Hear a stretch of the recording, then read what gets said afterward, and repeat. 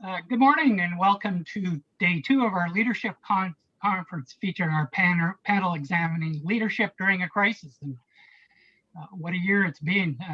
Just last April, much of the industry was closed down, and the part of the industry that remained open had to scramble for PPE, had to scramble for supplies, and had to work very hard at keeping our workers safe.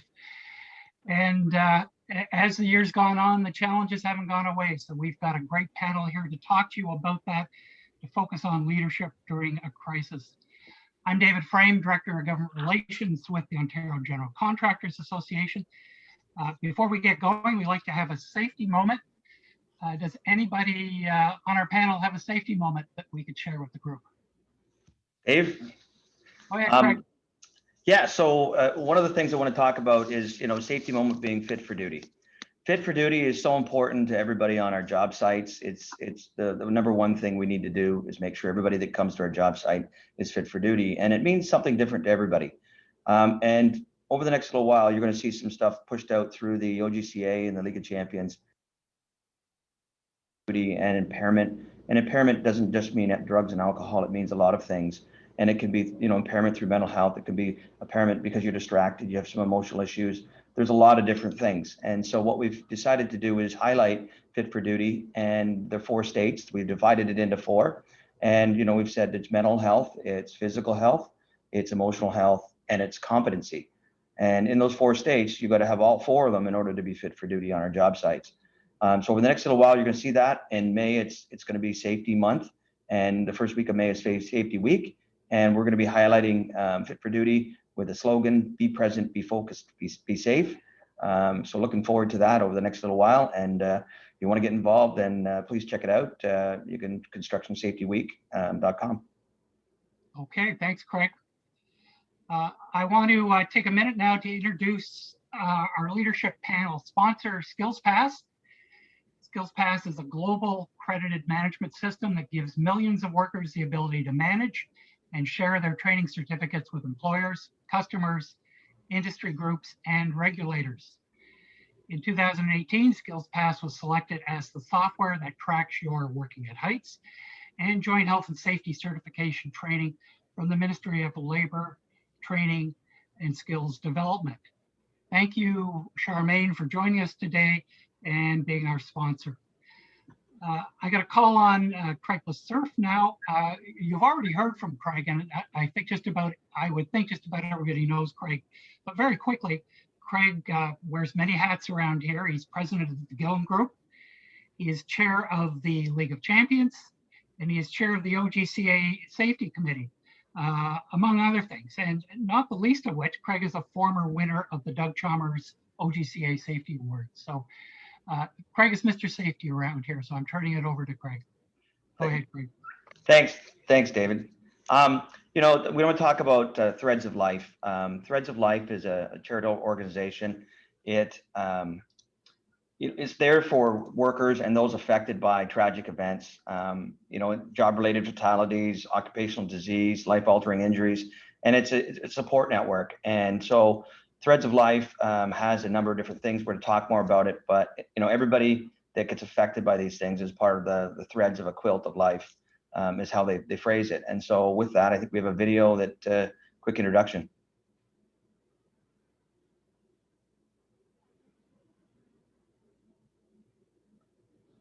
Maybe.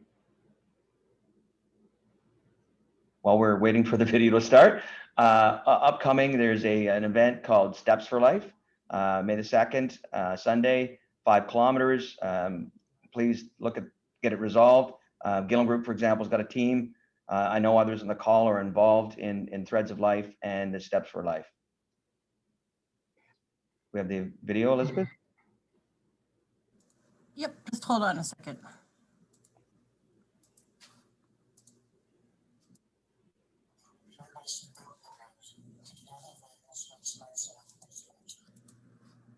Is it working or no?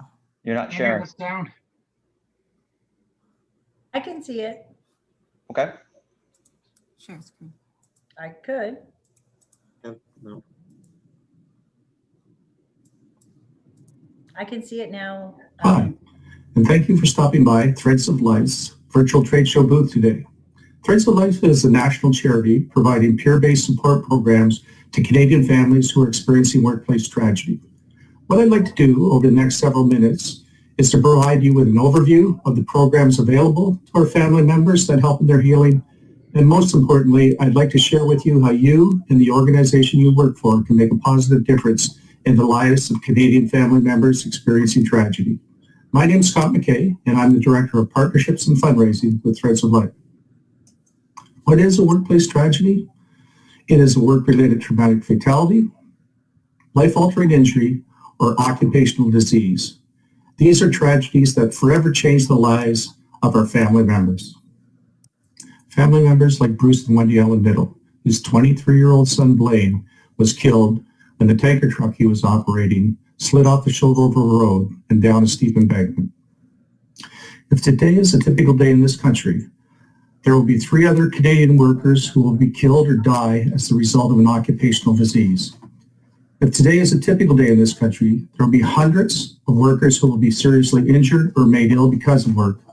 And if today is a typical day in this country, there will be thousands of families, communities, and workplaces who will be adversely affected by workplace tragedy. Our mission at Threads of Life is to help these families heal through a community of support and to promote the elimination of life-altering workplace injuries, illnesses, and deaths. Threads of Life is a relatively new charity. We were formed in 2003, and we've seen the demand for our programs grow each and every year since 2003. Currently, we're providing our peer-based support programs to over 3,000 Canadian families right across the country.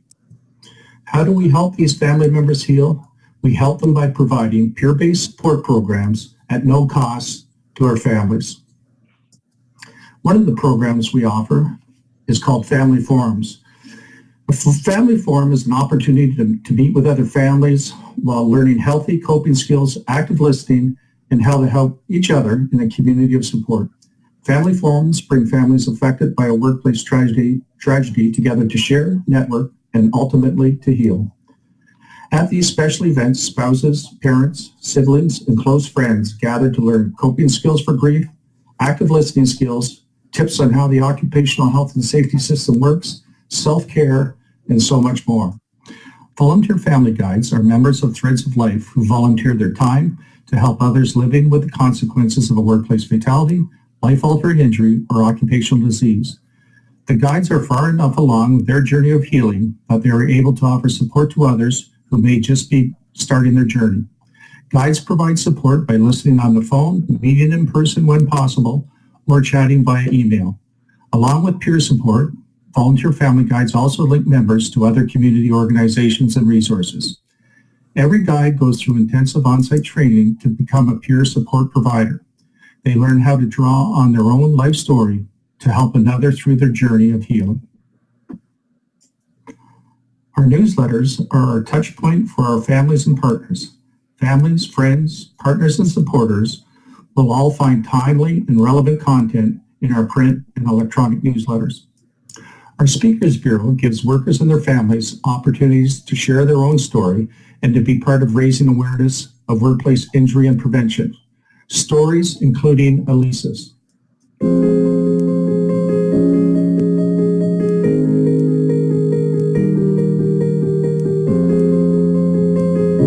My son Jeremy Boley was just 21 years old, and he was doing a summer job where he was installing wedding tents and setting up for parties. He and a crew of 5 other members went out to a site, and while they were installing the wedding tent, the pole that they were installing came in contact with an overhead hydro line, and Jeremy was fatally electrocuted. It's hard because I know that that face doesn't ever get to grow any older. A couple weeks after Jeremy was killed, I was in contact with the Ministry of Labor, and a gentleman from there during our discussion had talked about Threads of Life, and I was so desperate at the time to have someone to talk to, someone that really understood what it was like to lose someone because of a workplace tragedy.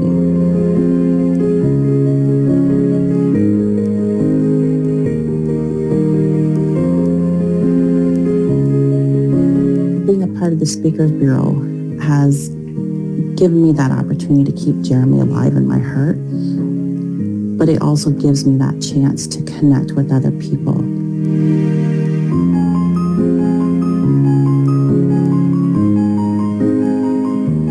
My first official speaking engagement was for Hydro One Company, and I thought, how uncanny is that I lost Jeremy because he hit a hydro line.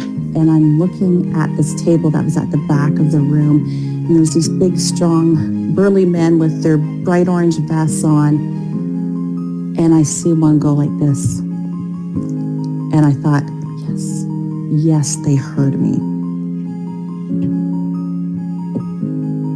When we go out, we are educating to create prevention. Safety is a lifestyle that everyone has to practice. And if we all do, then we will all be going home safe every day from work. And until we practice that, things like Jeremy's tragedy will continue to happen.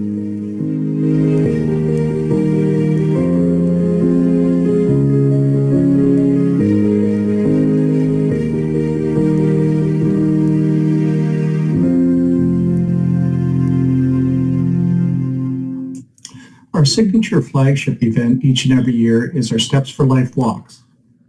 We walk in communities across the country, and we walk for 3 reasons.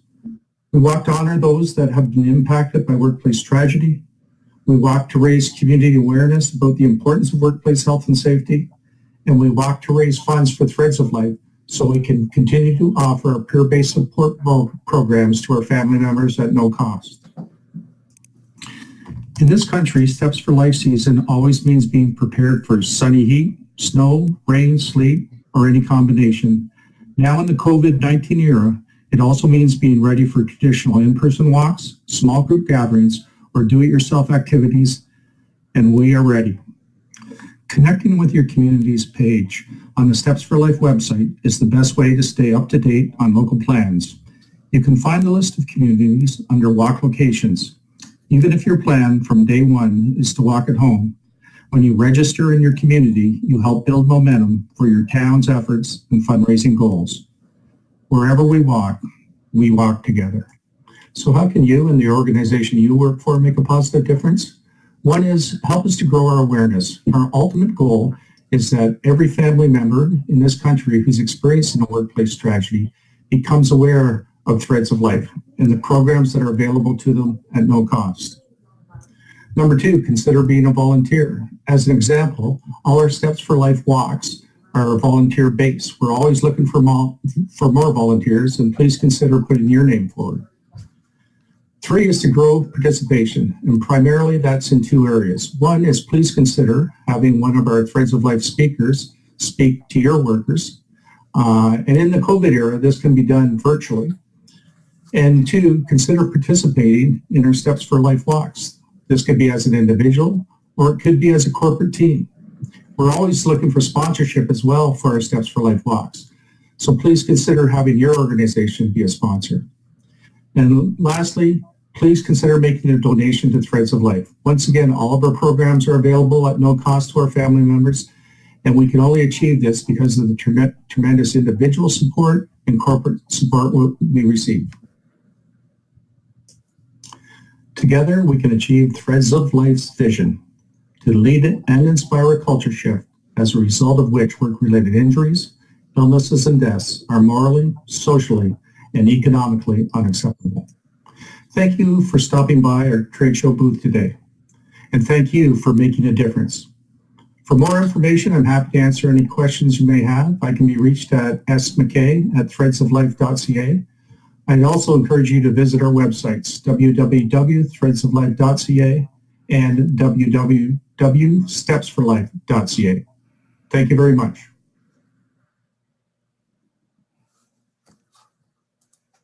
Excellent. That very powerful message, it's something we all should take home, and it's about, this is a leadership conference, and we're looking for people to take leadership, and leadership in safety is important. We want to make sure that nobody has to actually use the service, is the ultimate goal. 0 injuries, 0 fatalities. Remember, leaders need to lead. So those leaders can step up to the plate.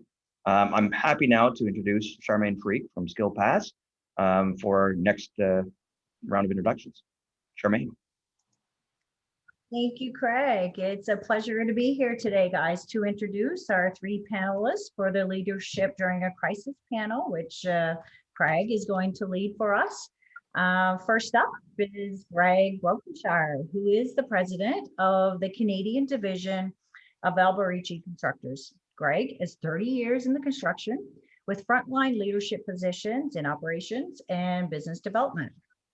His experience spans a wide range of markets: power generation, natural gas facilities, nuclear power, water, wastewater, industrial process, and heavy infrastructure. Collaborative contract models has been a recurring theme in his career, and he's also been involved in several open partnership arrangements, shared risk reward structures, and alliance agreements. We look forward to your comments today, Greg. Thank you. Secondly, we have Todd Creighton, who also brings 30 years of experience in construction industry to his role as president of PCL, overseeing operations across Eastern Canada. Todd has held executive positions and led major projects for PCL in British Columbia, Saskatchewan, Manitoba, Ontario, Quebec. And Todd studied architectural engineering at Saskatchewan Polytechnique. He's Gold Seal certified in project management, and he currently serves on the board of directors at OGCA. He previously served on board of directors at Ottawa General Contractors Association, Saskatchewan Constructors Association, and Saskatoon Constructors Association. He was also a member of the campaign cabinet for the United Way of the Lower Mainland.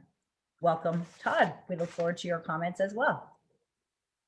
Last but certainly not least, Frank Perricone, founder, president, and CEO of Percon Construction. Frank is a graduate of the University of Toronto with a Bachelor of Applied Science, Civil Engineering. He's a professional engineer licensed in Ontario and has, again, more than 30 years of experience. I'm seeing a trend here, guys, of our panelists. And has also Gold Seal certified as a project manager. Frank is past chair of OGCA and continues to serve as a member of OGCA board of directors and the executive committee. He is past CCA board of director, current member of CCA GA council, and Frank also was past board of directors and chair of the property and sustainability committee at the Toronto French School. He's a vocal supporter of the League of Champions and the CORE program. We thank you for that. And he often speaks to industry, how moderate-sized contractors can deliver excellence and safety to their workers and subtrades. Thank you, Frank. We look forward to the healthy discussion today. Great. Thank you very much, Charmaine. So today we're here to talk to you about leadership approaches during a crisis.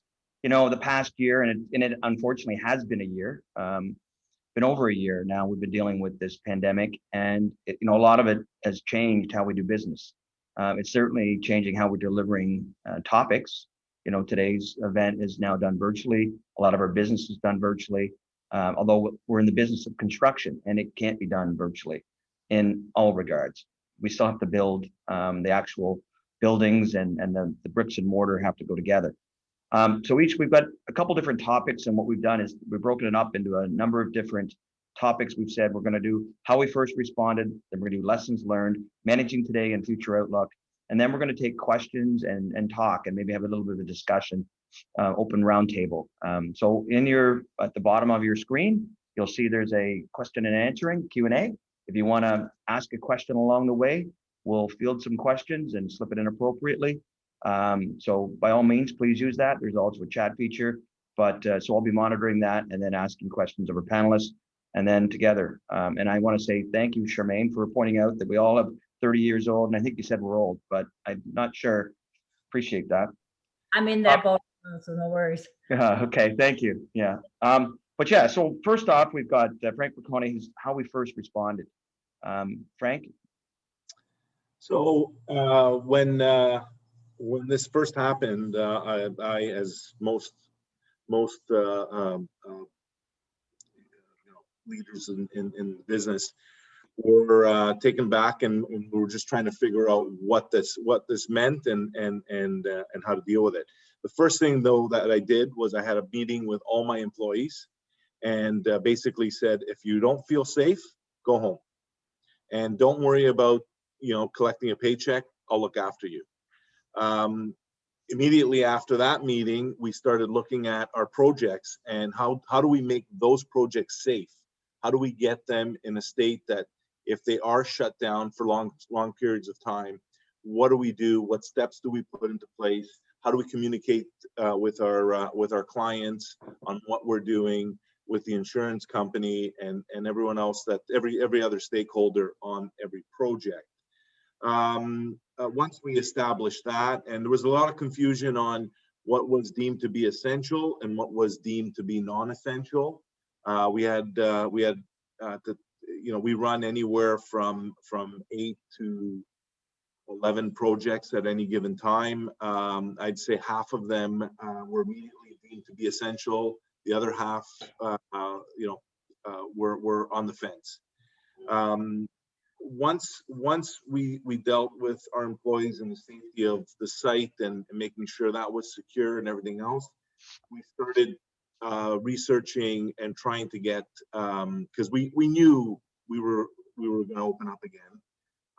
And what do we do to make the employees safe, the subcontractors safe, and communicate that to them? One of the biggest challenges was making sure our subcontractors understood how important this was and how important the procedures that we were going to put in place were. Our employees, safety has been first for our company for the last 15 years. So our employees were used to, making changes and making sure that they adhere to the changes. But the subcontractors was a bit of a challenge. Once we had everyone on board, we opened up and started working again. Hasn't been easy, but I'm really proud of our employees, and I'm proud of the people on our projects and how they adapted to make sure that safety came first.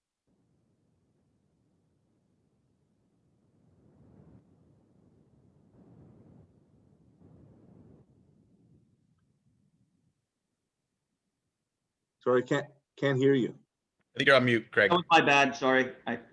So as long as you said the right things, which is the leadership statement, which is they looked after your employees and looked after your sub trades and made sure they were safe, and that's the important part. Yeah, I mean that's at the top of the list, Yeah, as far as I'm concerned. Now, Todd, we had along the way, there was we've all learned lessons, and PCL is the big juggernaut with 8.6 billion plus in revenue across Canada. How did you and PCL manage through the crisis? Well, thanks, Craig. And I would say the first thing is that I don't think the pandemic and the protocols and the controls in place discriminated. It treated big contractors and small contractors, subtrades, all the same. And we could write volumes of information on lessons learned from this experience. But I have 5 key points that I would like to share with the group. I'd say the first one is be quick to focus your shift onto people and not so much on process. If you don't get the people issues right, it doesn't matter how much process you have in place. Employee reactions were different across the country based on how fast or slow the virus accelerated through the population. So, for example, here in Toronto, we have 800 salaried and hourly employees, and I think we underestimated the level of anxiety that existed in our employee population in those early days of the pandemic. This was compounded by inaccurate or misinformation that were swirling around various media platforms. We needed to be more compassionate. We needed to show empathy. People felt their lives were at risk, and we needed to acknowledge that. In these situations, verbal communication is always better than written in a crisis. People wanted to see empathy. They wanted to see that you shared their concerns. those communications needed to be consistent, timely, and accurate. And one of the big things I think we could take away from how we responded is that I think we should have been more open to feedback. As leaders, we need to listen and then plan our approach to best address the concerns that are in front of us. Times we were too quick to provide solutions without really understanding employees' concerns and needs. And at the executive level, and myself included here, at times we tended to micromanage the situation, which slowed things down. In hindsight, in some situations, general guidance would have been better for our employees. We have smart people; they all want to do the right thing, and we needed to put a little bit of trust in them. And lastly, on this point of people is, things were changing at a rapid pace, and we should have been faster to change the narrative on connecting people to the why. Why are we doing things this way, and why is this now important? The second key element that I would say is on a lessons learned is don't leave your clients guessing. Early communication with clients, help them understand the impacts COVID is having on their projects. Take the time to explain what you're doing to mitigate the risks. We did this on some of our jobs, but not all of our jobs. And on the ones that we did, this was vital and went a long way in helping us recover costs at the end of the day. The third lesson learned that I have is be quick to engage leadership. Consider establishing diverse groups of people to filter information and advise leadership on a daily basis of what's important. And I want to put extra emphasis on the word diverse. You need a good cross-section of people across the organization, bringing a variety of perspectives to the issues. At PCL, we created 6 separate task force groups, each one led by one of our most senior executives in the company, including our CEO. So we had a IHSA response team, a contract management team, government supports team, a managing our people team, which was an HR related team, procurement and supply chain management team. And lastly, we had a thriving during and after COVID-19 team that really is still in place and helping us prepare for what's coming around the bend after we're through the pandemic. The fourth item is from a health and safety perspective, and as you know, it was very challenging to stay on top of and understand all the constantly changing information that was coming from government, health authorities, et cetera, as they work through their own issues as to what they required from us or required from industry, whether it was safety measures, policies, physical distancing, additional cleaning, PPE, or whatever it happened to be that was needed to keep employees and workers safe. I think looking back and acknowledging that everybody's schedule was extremely busy, I think we could have benefited from more timely communication with more of our key stakeholders, such as our suppliers and more importantly, our trade contractors. I believe if we would have had more trade contractor partnering sessions early on to foster greater buy-in to the new and ever evolving protocols would have been beneficial, as we made some very difficult decisions in the early days to implement measures that were not yet industry practice, such as pre-screening access or face coverings or additional cleaning protocols, to name a few. And then lastly, on the lessons learned, I would say it's around sharing and sharing information freely with others. Like safety programs, no one should have a monopoly on good ideas when it comes to health and safety, and the pandemic response is no different. I would say the OGCA demonstrated a great deal of leadership during the pandemic by collecting and then sharing best practices with all members. There was a lot of discussions with Clive in those early days, and he was very keen on sharing whatever information he could gather from those with the resources to provide a broad-based response. I'll leave it there for now, Craig.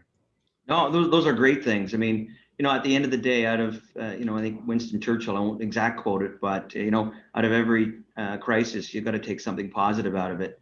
And, this is the thing, never let a good crisis go to waste, I think is the exact quote. But, in this case, it's sharing. And I think as a safety group and committee across all our companies, we've been doing that. And, I think the purest form of flattery is the R&D side of it, which is rip off and duplicate. Let's put it out there and get it done. And I think as an industry over the last several years, we've done a great job of that. And so very good points. And then we're going to talk about the future and where we're going from here. Greg, maybe you could take us there. Yeah, thanks, Craig. And I think that Churchill quote, "Not letting a good crisis go to waste," is a good segue. I'm really reminded listening to Frank and Todd, what an arc we've been on the last year, and that show Queen's Gambit is popular right now, and there's different ways you can play chess. And I think at the early days we were playing speed chess, and speed chess looked like stuff was changing hour by hour. You know, and then things started to settle down and we had a little more time. And now I think we're properly in kind of the long game phase of this. And so now it's time to stand back and understand, because you know, I think the decisions that we're taking now, you know, are really going to affect our future as leaders. And at the same time, you know, we still need to be staying positive. You know, and how many times right now you get on a Zoom call with somebody and the first thing you talk about is how much this sucks, you know, and how hard this is. I really think that's kind of something we should avoid now. You know, we should be trying to keep people positive, keep people motivated. As leaders, that's really, you know, one of our really important jobs right now. And if we're up there complaining about how much this sucks, then I think everyone else is going to follow. You know, as a leader, you're closely watched in how you behave in this. Right now, that I think is a key piece.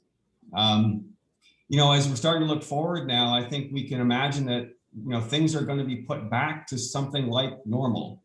And that in itself is going to be a change. You know, we have put people through enormous change in the last year, and they've adapted to it. And amazing human capacity to adapt to crisis and change.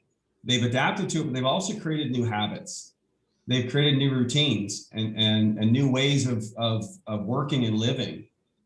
And now we're going to ask them to undo that and go back. And that in itself is a change. And it's not going to be easy either. We're going to ask people to change again, but we can see that coming. You know, we can certainly now anticipate it coming. A year ago, we had no idea what we were about to do. Now we can very much see this one coming. So I think that's a really important piece. And fighting complacency, you know, the same capacity to adapt, the same human capacity. Also, there's a tremendous capacity to be complacent, to incorporate new risks and move on as if, you know, they didn't exist. And we're certainly, you know, combating that right now. You know, we've got a job right now we're about to mobilize on, and it'll be ramped up to 500 men by June. And, you know, there's the debate, you know, do we need a rapid testing program? Well, yeah, absolutely. We need a rapid testing program. This is not going away tomorrow. We've got comfortable with it. You know, we've got comfortable with how we can manage it and how we adapt to it. But no, this is still very much in our face. But we know so much more now. We know so much more, you know, and I think now it's about what's going to stick, what is going to change as a trend, and you know clearly the ability for us to attend things virtually, to reduce costs on site for you know, attending things on site and traveling site, and you know, there have been massive leaps forward in that kind of technology. In my career, this has got to be the most disruptive thing that's ever happened in my career to construction. And construction was very quiet and unchanged for a long time. Now it's, you know, rapidly been jolted into into a new pattern. And I think that's going to stick. Certainly there's customers and partners that are much more comfortable with with the digital environment and collaborating virtually. You know, I've got an example here of VR systems and you know, the creation of digital twins. And we've got projects where digital twins are being built alongside their physical project in real time. That is certainly going to stick with us. And you know, if that's something that your company is good at, that's an opportunity. And if it's something that your company's not good at, that's a threat. And as a leader, I think now at this stage and going forward, you know, it's about figuring out how to motivate your particular company and the people in your company to either figure it out or adapt to it, and understand what's important to your company and what's not. Over. That's the key, right? Adapting. And I think we've all learned a lesson in through this crisis is to be adaptable. You know, Todd talked about a number of things, where you have to talk about, we had 5 lessons learned, and a lot of those are new things I'm sure that we're all going to take forward. I know that at Gillam, we've done a lot of things. Discussions, we set up our pandemic committees, and we communicated, and I don't think I've ever communicated as much in my life over the last while. And in December, we did a survey, and everybody said, yep, you're doing a great job of communication. And I think we got pretty much 90% plus on strongly agree or agree, and yet people still said we still want more communication. So it's kind of funny, but in the absence of information, people, will make it up. And I think your constant communication and our ability to do so is good. Remember Q&A. We're going to ask some questions in a little bit. So please use those features, and we'll see what we've got. We haven't got any so far, but I have a few that we want to talk further about. You said about leadership, and we talked about it. I've always got this rule in my head that I learned once. It was 70-20-10 rule, and it's 70% of the people sit on the fence. 20% are your leaders. They're people that jump in right up the beginning. They don't have to be in leadership positions, but they're your early adopters, your people that get in. And then 10% are your naysayers. And I think the job as a leader to identify is within your organization is get those 20%ers going so that they can get the 70% off the fence. And now you've got 90% pushing in the same direction all in the same time. And then let those last 10% saboteurs fall away. That's something that I think we've all been doing. Frank, at Percon, what have you done to sort of get those people involved? It's about communication. I mean, from the onset of the pandemic coming on board, I made sure that I was always available to all my employees. I always have been, but I made it. I emphasized that to them. It really is about trying to understand what they're worried about, what they're concerned about, and trying to deal with that. I think Todd brought up a great lesson learned, and that is, sometimes as a leader, we have to remember the most important job we have is to listen to what they're telling us, and then take that information and run with it. So yeah, I mean, we again, we're a mid-sized company. We don't have projects that have 500 workers on it, but we can get up to 150, 200 workers on any given time. So it really is about communication. I've said this for as long as I can remember. This industry is really about communications and relationships, and if you can get those two right, you're doing a great job. Yeah, for sure, Frank. And that's you dealing with people's anxiety. And I think, Todd, you talked on anxiety of your staff and you're recognizing it. And how did you actually get in and find the actual nuts and bolts of that anxiety? Well, again, it goes back to communication, Craig. So at our senior leadership group here in the Toronto office, we spent a lot of time traveling out to our job sites and sitting down, social, physically distance, of course, sitting down with employees and talking them through our enhanced or new protocols and plans to keep jobs safe and keep employees safe and really keep their families safe. There was a lot of people that were really anxious about coming to work, contracting COVID, and then taking it home and getting, their wife or kids or elderly parents that happen to live with them. And in some cases, we were renting blocks of hotel rooms downtown Toronto for people to spend during the week, so they didn't have to go home and run that risk. So there was lots of things that were in play during that time, and we used those hotel rooms as change stations as well, so people could go in and get rid of their work clothes and shower up and change before they went home with their clothes in a garbage bag for them to be laundered at home. So there was lots of stuff like that in the early days. Now that fell away as everybody became more comfortable and we were able to manage through the pandemic. And I think everybody realized that the additional safety protocols and cleaning enhancements that we put in place were really doing a really good job of protecting people. Right. And you said communication, and I think that'll be a theme throughout. At the early stages, we all were dying for information on this virus and how it affects us. And I remember some of the early stuff we got.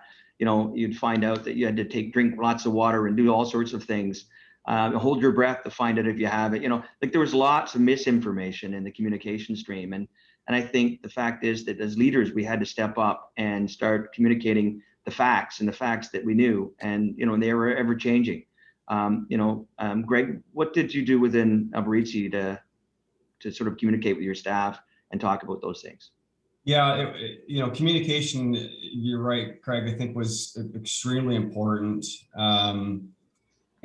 We, similar to PCL, created some task force across Alberici, and Alberici kind of works across North America. So we had some specific issues around Mexico and the US and travel back and forth. And there were a lot of issues around communicating to people in a wide variety of situations. And we were initially, obviously relying on email and regular communications based on what we had that way to all the workforce. We were concerned that that wasn't going to be fast enough, and I think we remember that we really didn't know what we were dealing with. I was listening to a podcast yesterday. We were talking about the NBA, 1 year ago today and what happened, and they had the first NBA player that got a positive test 15 minutes before tip-off, and they shut the whole game down. Not, you wonder whether you'd make that decision now. Obviously, we know so much more, but the speed that we were having to try to communicate, we were, I think, never really going to achieve that perfect communication. But we were, gathering up cell phone numbers for everybody to have an emergency alert kind of system within the company on cellular.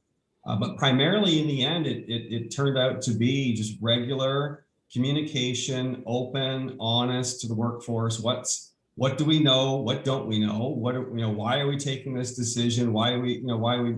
And remember that there weren't perfect answers.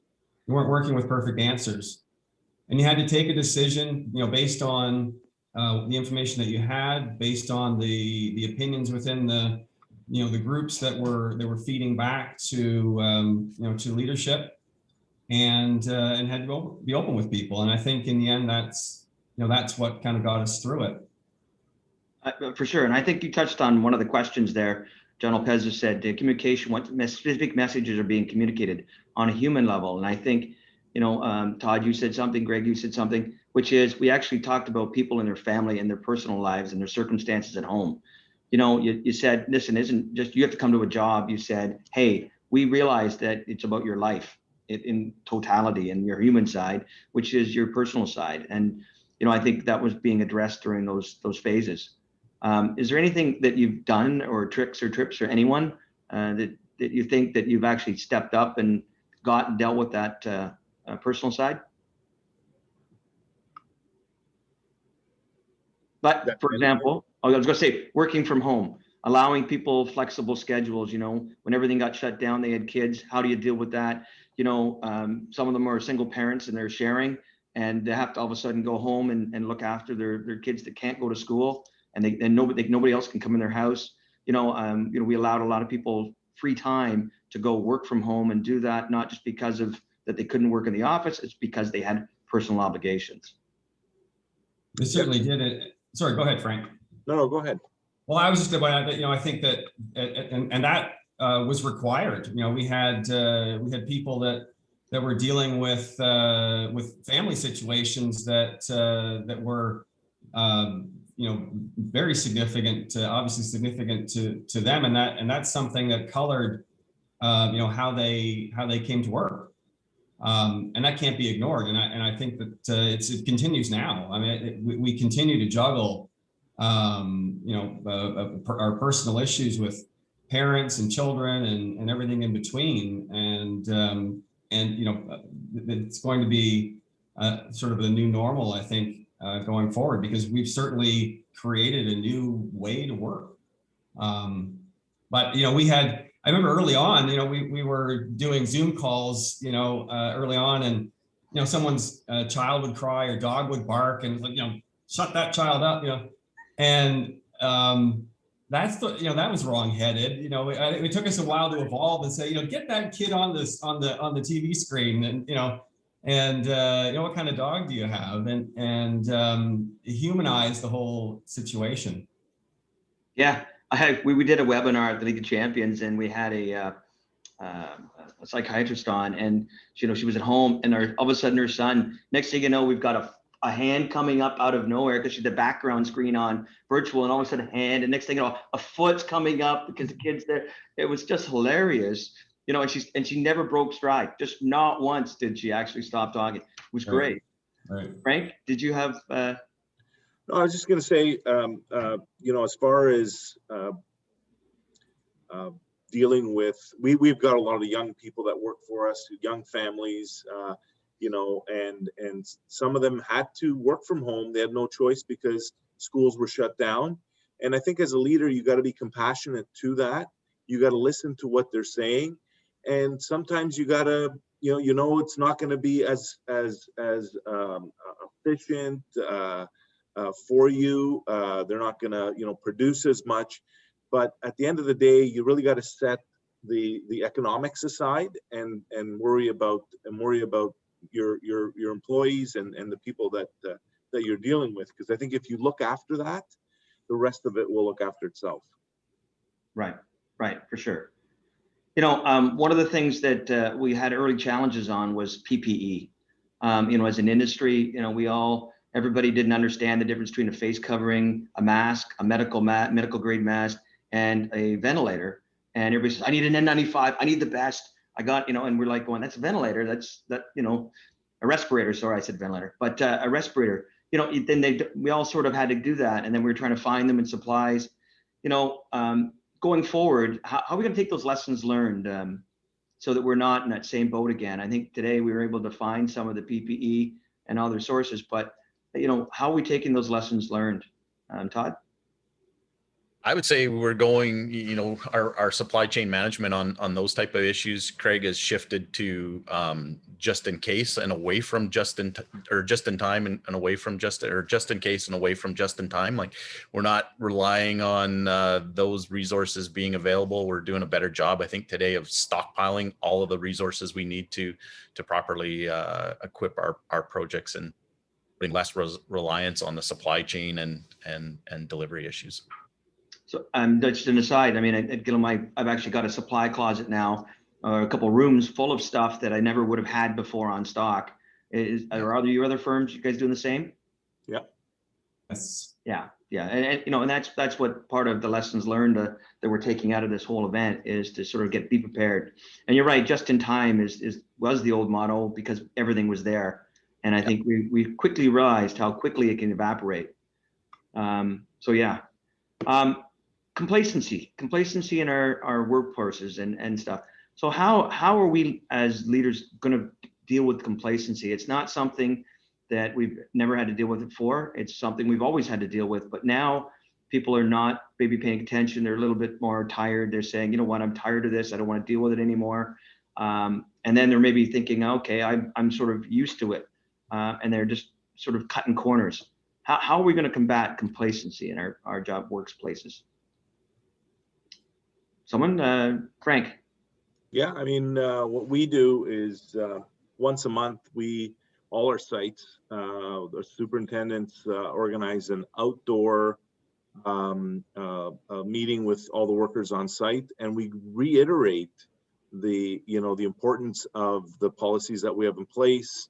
We talk about complacency. We talk about making sure that, you know, it's not only about making them safe, it's everyone else around them, because if they become complacent, you know, it could affect someone else that's around them working with them. So we found, again, it's really about communicating with people, and sometimes that annoys them when you're repeating the same thing over and over again. But you know, you just you make sure they understand that we're doing this, so it becomes automatic for you. Yeah, yeah, for sure. I mean, we're all, all parents at whether you actually have physical children, we're all parents at some point when you start trying to mentor younger people. And it's the same thing. You got to repeat, repeat, repeat. I heard once that you have to say things 7 times in order for it to actually be absorbed into somebody's system. So, we've got to unfortunately do that sometimes. Todd, any thoughts? Yeah, I would say on the complacency issue, I think I think Frank hit the needle on the head. It's around communication and reinforcing the message. I think, we've all upped our game as far as health and safety goes through the pandemic. I can't speak for the rest of industry, but I can tell you from PCL's perspective, in 2020, we had a record best year from health and safety from across our organization, Canada, United States, Australia, and the Caribbean, with a total recordable incident rate of 0.62 on 40 million plus man hours. So, and what we're seeing in 2021 is we're going to better that trend, and I think that is attributable to some of the protocols that come in place as a result of COVID. I think, as you stated in your opening, Craig, fit for duty. People are coming to work fit for duty. There's no longer a social license for people to come to work sick. So if you're not feeling well, those people aren't showing up, which I think is reducing incidents. The other I think positive is that people are taking more time to plan their tasks to ensure that COVID protocols are being followed. And as a result, health and safety protocols are coming along for the ride, and people are doing a better job of planning their work. And when the work is planned, it's safe. Yeah, I don't disagree. Those are great comments. Just to keep different topics going here. One of the things I wanted to talk about was vaccines and, what are we going to do to change our workforce? One of the questions we have from Cecilia is, do you feel that the anxiety related to the new issues, vaccine and anti-vax, is bringing us back to the beginning of COVID management and how to deal with it? Someone want to field that one?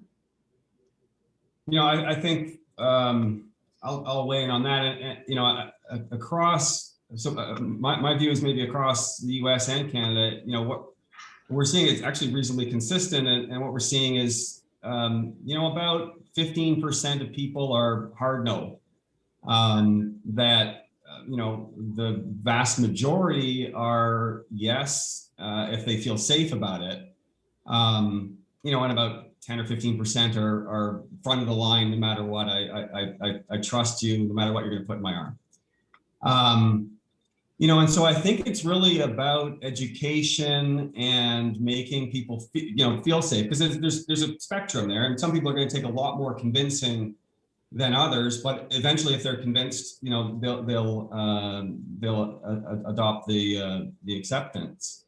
And so, really, the onus on leadership is to provide the facts, to provide the guidance, to be that voice of reason.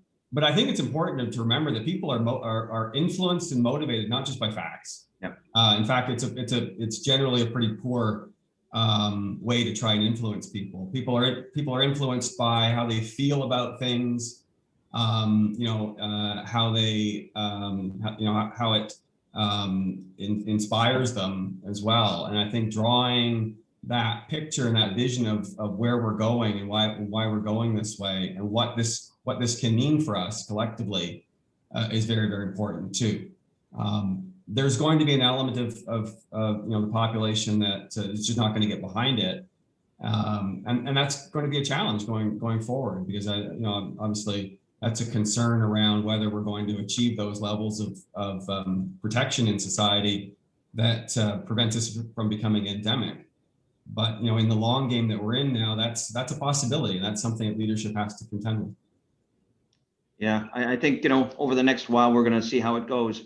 Canada is kind of lagging. Unfortunately, we don't manufacture a lot of the vaccines, and there are other areas. And I have, friends and family in the U.S., for example, and they're all got it, and they've got their vaccines, and they're starting and like going, wow, they're catching up, and it's something that we as a country have to do, and we as employers have to sort of set the stage. And I think you said it. It's leadership. It's showing it's the right thing to do, and we have to, as a society, get that together. We'll take another question here. How did you, as leaders, navigate the knee-jerk reactions versus practical implementation? Todd?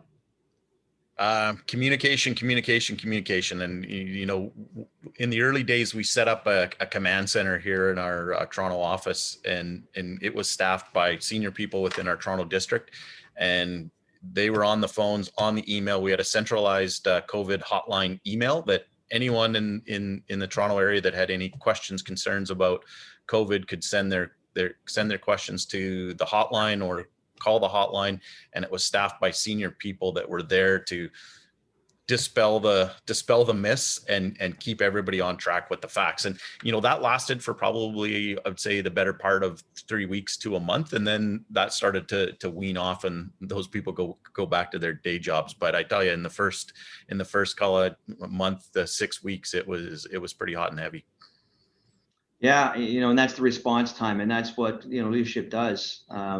I remember those days. It was 7 days a week and 12, 16-hour days, just to try and make sure everything kept going. You got to keep it together. And I guess, that shows that the people that stepped up, and there was a lot of them, they do what they got to do. And I think that's where we've seen our future leaders come out of our organizations. I think, this isn't just about safety. It's how they respond to a crisis. And it's not just it's a safety crisis. It's a crisis. And I certainly see a lot of good leadership that's going to come out of this within our organizations. Frank, what do you believe is going to be some of the lingering impacts to our industry? Big picture. Do you think that we're going to have, are we going to change how we do stuff? What's the new norm? I think there's going to be change. I don't think we know exactly what that change is going to be. I mean, we are in an industry that hasn't seen a lot of change in a long time until this pandemic came out, and then we've seen quite a bit of technology change as far as how we communicate, how we have meetings, and so on and so forth. But on site itself, we haven't seen much of a change other than the safety protocols and making sure that people adhere to it. I don't know what that's going to look like, but as a leader, I'm preparing myself to whatever that's going to be. And one of the things, I visit all my sites once a week for sure, and I make sure I do my best through social distancing to talk to both our workers, our staff, and the subcontractors, to just try to listen on what are they concerned about. Because as a leader, sometimes you want to dismiss things and just fix it. Mm-hmm. But I think what's more important is to listen to what they have to say, because that anxiety is driven by something, and that's what you need to try to address, and then deal with the fix. So we've been lucky. We've had our teams that have been on the projects have been real team players and adapted to change. So I can't answer that question. I don't know what it looks like, but we're getting ready for whatever. I think you actually did. You said you're going to be adaptive, and that's part of it. You're going forward. I think I'm going to ask the same question to Greg and Todd. So maybe Greg, you go next. But what do you believe the lingering impacts of the COVID-19 are going to be for our industry? Yeah, I think certainly as I talk, I think that there's going to be a shift in how the information flows on projects. I think that's going to stick. Yeah. There are many examples here, and I'm concerned about it too. At the same time, I think we all, as general contractors, I'm sure would acknowledge that the quality of design is bad and getting worse rapidly, as a broad generalization. And I don't think this is naturally going to help it. The application, some of these applications of technology actually could, I think in some cases, make it worse, but that's going to be something we would be very, very careful about. And as contractors, I think we need to manage carefully, because it's a trend. And I think sometimes, we think of technological innovation as inherently positive. And I think sometimes it can be the opposite, depending on how it's used. So I believe that is certainly, one of those transformations. Let's be careful it's not a negative transformation, because there are certainly some great advantages in terms of how information is being exchanged, and the quality of of what's in the model, and the quality of how things are being used. I think is extremely important. And I think that's from my view, that's standing back. That's the one thing I'm sure is going to stick, and I'm quite concerned about. Yeah, for sure. And Todd, your thoughts on? Sure. I think Greg brings up an excellent point on the technology, and I think from that aspect, I think as an organization, we're going to be more flexible and more willing to explore remote work and at-home work situations. However, in contrast to that, my own personal belief in our industry, I think we are better together and more collaborative when we are together and in the same space. I don't see in the last year, I haven't seen the level of collaboration that we would normally have in our organization. And I think it's the remote work, I think, is going to have an impact on culture if it keeps going. It's you can probably maintain a culture working remotely for a certain amount of time, but you're certainly not building your culture with a remote work environment. People need to be in close proximity to their supervisors, to their mentors, to get the proper experience, training, and exposure to various situations. So that's one thing that concerns me. One of the I think on the positive side, I think our job sites will be safer. I think they will be cleaner, and I think they will be more organized as a result of all the lessons learned that we've taken away from COVID. And I think, and I hope that those are lasting impacts from the experience that we all had over the last 12 months. Yeah, I think you're right. I think our collaboration skills have gone through the roof over the last while. I mean, I chair a call every 2 weeks, and during the pandemic it was every week, with probably 30 plus safety professionals from organizations such as yours, and we all talk about what's going on in there. And we had the CPO joins us, Chief Prevention Officer Ron Kolusky joins us every meeting, and we have talk, and we get some feedback. Thinking that kind of access is never happened really that much, and so we've got some great tools. I mean, we've had dialogue about getting information on a real-time basis, and we're actually getting information as it happens within a month, which would have taken 4 to 6 months before. So I think there's been some positives out of it. I think sanitation on our job sites is much better than it ever was, and I don't think it'll ever go down. A lot of it has to do with people. A lot of the workers actually create the mess themselves that we have to clean up. But now they're respecting that. Maybe we don't have to do that because it's not acceptable. And I think everybody's going to look after that. I think our preparedness is going to be different. I think how we look at things and what could happen in our what if scenarios is going to be a whole different look on life as we plan our organizations. And then, of course, the communication skills that we talked about. I think those are all lingering impacts, and I think they're all positive impacts that we're going to have for the better. And I think at some point, I think we're all going to come out of this, and it might become the roaring 20s, the 2020s again, because Todd, you're right. People need to talk to people in physical terms, not just on remote. It's not quite the same. It's good, but it's not quite the same. And so I think that's something that we're going to see out of this in the next little while. We're going to have more of those kind of events. I'm going to switch it back to a question from the field here.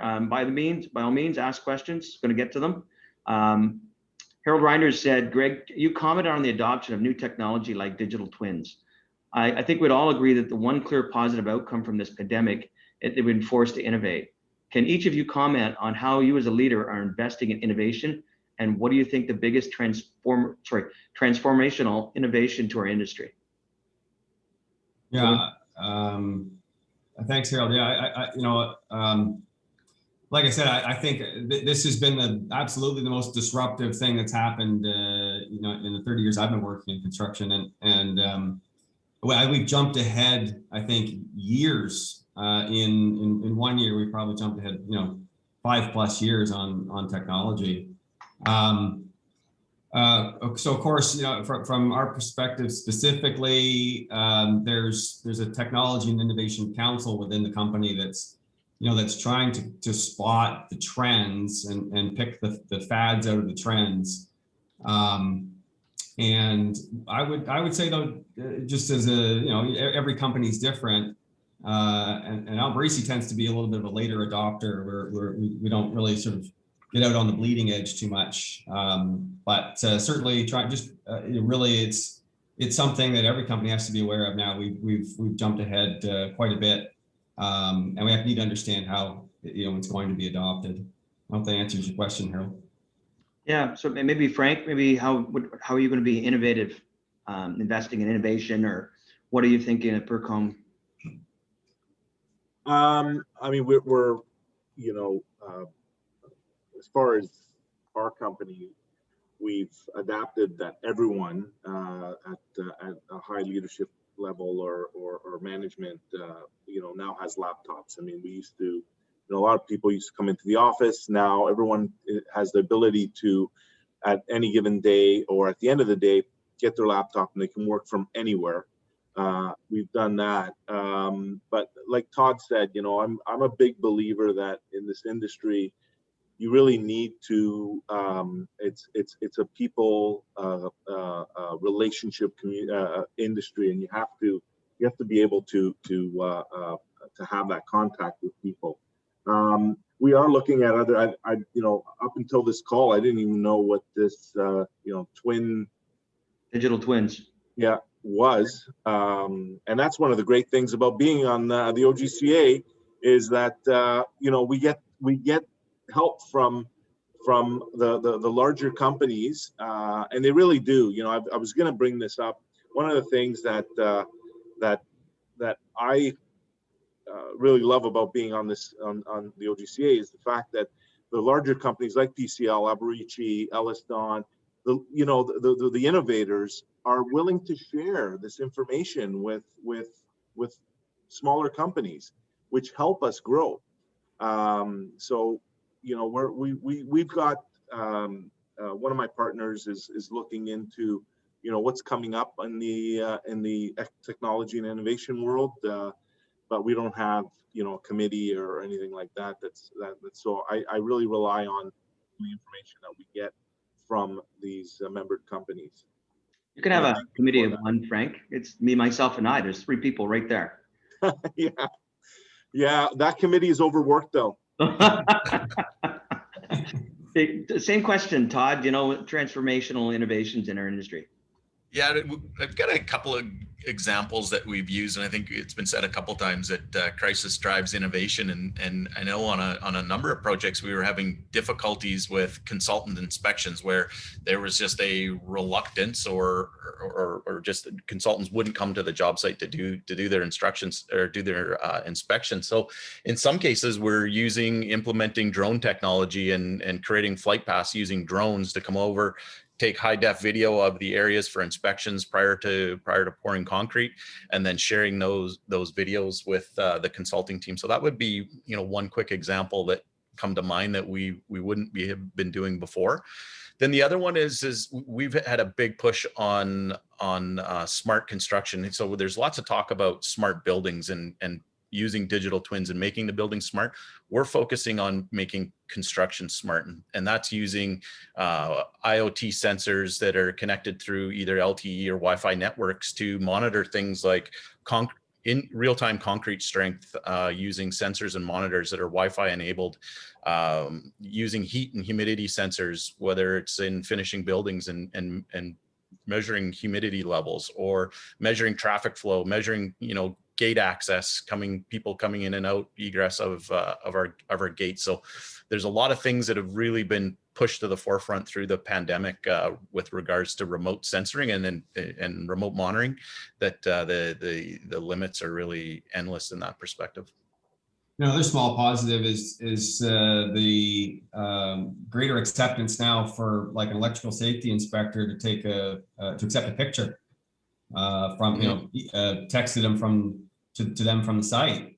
and the willingness to do that. I mean, that's simple, and I think is an obvious way that we're seeing an advantage with that acceptance of not having to be there physically for that person.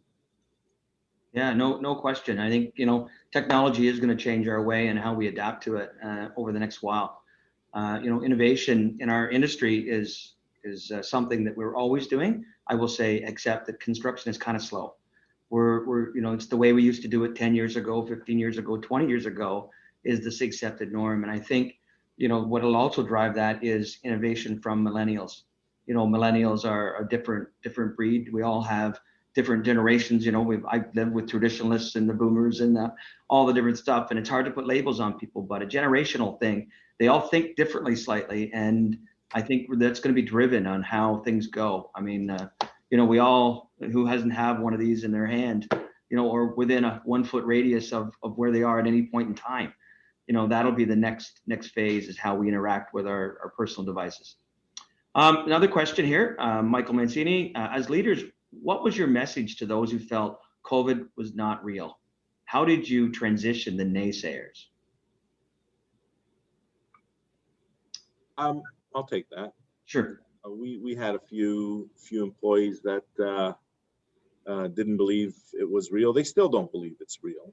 They still believe that this is, it's something that was created by some higher powers to control the economy. My approach was, I listened. I tried to understand why they had this position. And then I said, at the end of the day, I hear what you're saying. I understand what your concerns are, but this is the way we're doing things here. Because you won't change. There's going to be some people you won't change their mind. There's going to be people, as Greg said, won't take the vaccine. But I think as leaders, that's when you get to a point where you look at all the facts, you look at where you need to get to, where the organization needs to get to, and then you need to put and make some hard decisions on some policies that are just going to have to be the way it has to be, and you have to think about the greater good than just the few. You hope that they'll come around, but at the end of the day, you can't dismiss their feelings because they're real. But you articulate your approach as best as possible. Can I add there? I think building on that, Frank, I think it's important to find the common ground.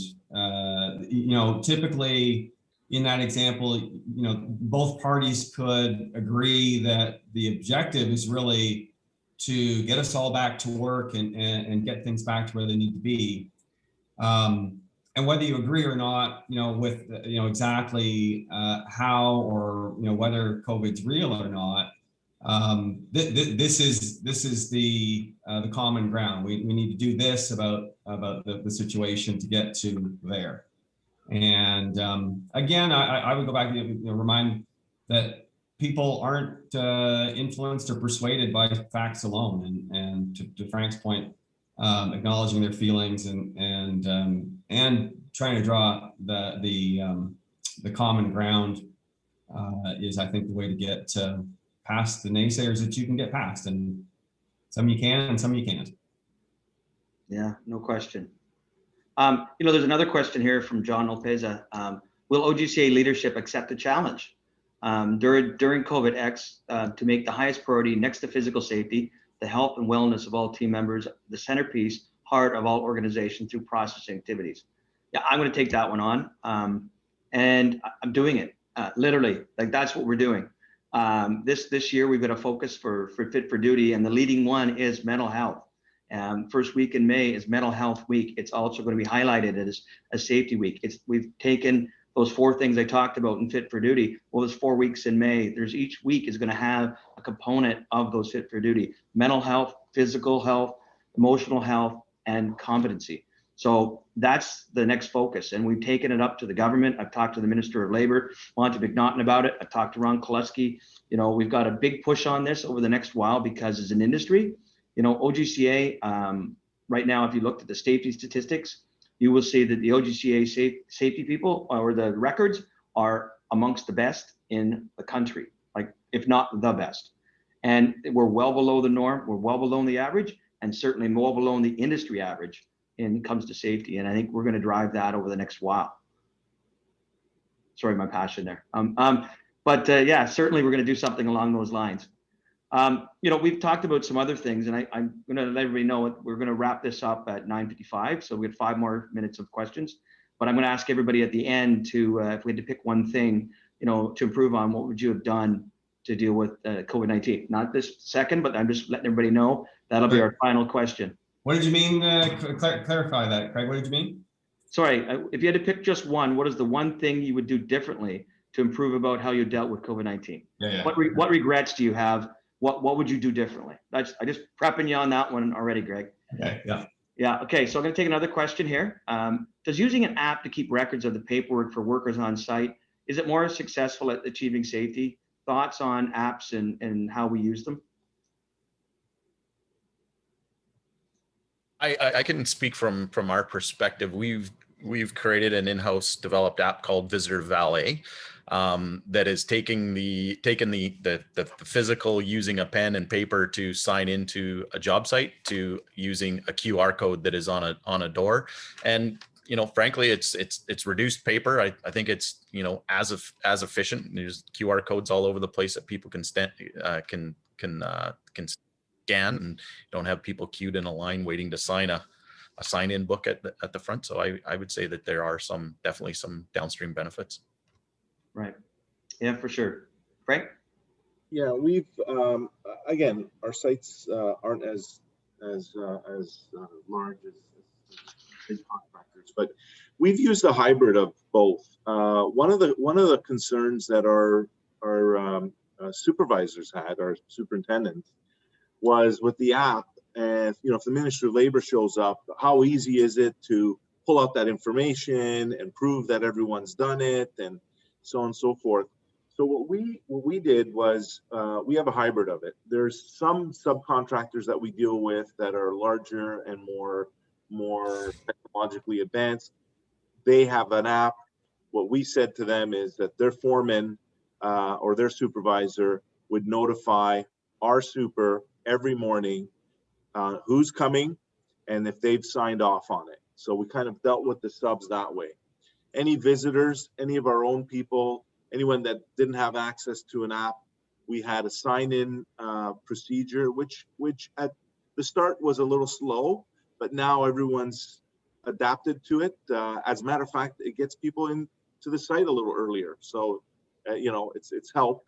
And what we've done is we've set up an area in the trailer or in their office where all the sheets are there. So if the Ministry of Labor shows up, they just grab that wad of paper for that month and say, here you go, and go through it. So they found that to be a little bit more workable than the app. I'm sure they exist. We looked at a number of them, but we chose to take that approach. For sure. Okay, so we're going to wrap this up with our final question here. So if you had to pick just one, what would you do differently now that you know what you know? Todd? I would go back to the first point of my lesson learned discussion, Craig, and that would be putting more focus on people in the early days. You know, being more compassionate, showing empathy, get in front of people, and in this case verbally or virtually, and talking to them. You know, focusing on verbal communication. It's way better than trying to put stuff on paper during a crisis. People want to see empathy. They want to see that you share their concerns. I think in ensuring that the communication is consistent, timely, and accurate. And lastly, is I think everybody had touched on it, is doing a better job of listening and be open to feedback. Yeah. Greg? Yeah, very similar. I was thinking about the early days, and a lot of I spent a lot of time, and those days were limited by how many hours were in the day, and eventually you had to sleep. But a lot of it was spent talking to other leaders and peers. I think too much. I really should have spent more time listening to maybe a more cross section of the employee workforce. That's I don't know if I regret anything, but I think that's certainly the thing that comes to mind. In the moment, in the speed chess round, you're looking for somebody else who's good at playing speed chess, and it's a good lesson learned. Frank? What we took away, what we would do differently and what we've done is, stock up on a few essential things that, we were just used to ordering and getting the next day. Stuff like toilet paper. One of the concerns that our on-site people had were, what if we run out of toilet paper? What do we do? And I said, I don't know. So it's simple things like that make people comfortable at work. We didn't go crazy. We didn't go to Costco and clear the shelves, but we've got enough supplies that if something happens, we're ready for it, or we think we are.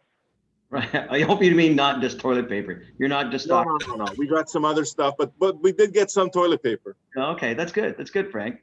I think for me, I wish I had the luxury of being involved in calls that were once or twice a week with senior people and the minister's office and having some influence there. So I managed to keep some stuff, but I still listen to some voodoo science, and there was some voodoo science in there, and I hate propagating something that's not true and then sending it out. But I guess you only know what you know, and something new every day. So sometimes you put the tinfoil hat on and see if it fits. Yeah, not quite that bad, but there were some things there. It sounded somewhat logical, but it wasn't quite there. And I think if I'd done a bit of better job of that. So that would be my one thing. So just to wrap it up, because I know people have another timeline, I want to thank everybody on the panel for doing it. So Todd, Greg, and Frank, thank you for reaching out and giving us your experiences. I think we had some good discussion. Hopefully people have learned. And I think that ultimately what we wanted to do and take away from this is take the lessons learned, understand what you need to do, be flexible, adaptable, share, don't think you're in a silo, and communicate amongst yourselves and your peers.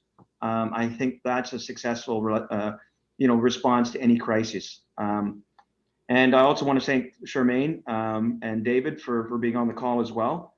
I also want to thank our sponsors. Our lead sponsor is 4S Consulting. Sobi, thank you very much for being an integral part in what we do in safety. And our day 2 panel sponsor, SkillPass, Charmaine and SkillPass, thank you very much. And our event sponsor, which is IHSA, Industrial Health and Safety Association. You guys do a great job. Throughout the pandemic, I did a lot of liaising with you guys about our protocols and the best guidelines, and you did a great job. Thank you very much for everything.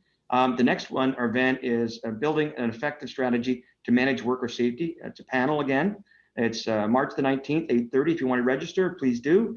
And also remember a couple things. One, League of Champions has webinars. Please check those out. Go to our website, leagueofchampions.com. And also OGCA has a number of webinars we've been doing. So please stay tuned for more to follow. And thank you very much, everyone, for attending today. Appreciate your time.